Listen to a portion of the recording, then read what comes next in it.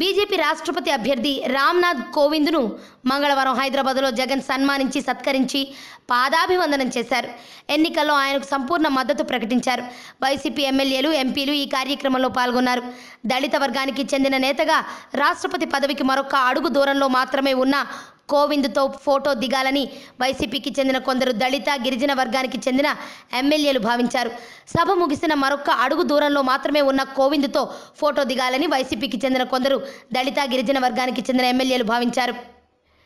సభ ముగిసిన తర్వాత వీరంతా ఈ దిశగా ప్రయత్నం చేశారు. అయితే అప్పటికే కోవింద్ వేదిక దిగి వెళుతున్నారు. ఆయన వెనకే వైసీపీ ఎమ్మెల్యేలు కూడా నడవసాగారు. బహుశా కారు ఎక్కేలోపు ఏదో ఒక సమయంలో కోవింద్తో ఫోటో దిగవచ్చునన్నది వారి భావన. అయితే భద్రతా సిబ్బంది వారిని నిలువరించారు. ఇదంతా అక్కడే ఉన్న కేంద్ర మంత్రి వెంకయ్య గమనించారు. వైసీపీకి చెందిన గిరిజన, దళిత ఎమ్మెల్యేలతో మాట్లాడారు. వారు కోవింద్తో ఫోటో దిగాలనుకున్నట్లు తెలుసుకున్నారు. అరెరే, కోవింద్ బయటికి వెళ్ళిపోయారు కదా అని ఒకంత విచారం వ్యక్తం చేశారు.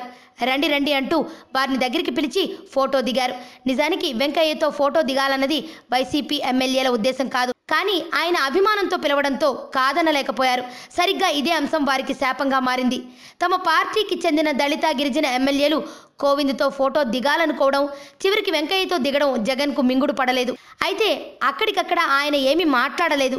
పార్టీ ప్లీనరీ గురించి మాట్లాడాల్సి ఉంది అంటూ ఆ ఎమ్మెల్యేలను లోటస్ పాండ్ హౌస్కు పిలిపించుకున్నారు. ఈ ఫోటోలేమిటి, వెంకయ్యతో ఫోటోలు అవసరమా అంటూ ఎమ్మెల్యేలపై తీవ్రంగా మండిపడినట్లు తెలిసింది.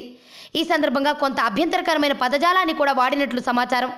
అదే సమయంలో ఆయన దళిత, గిరిజన ఎమ్మెల్యేలతో తన కాళ్ళు మొక్కించుకుని సారీ చెప్పించుకున్నారని కూడా సోషల్ మీడియాలో ప్రచారం జరుగుతోంది. కానీ ఈ విషయాన్ని మాత్రం ఎవరూ ధృవీకరించలేదు.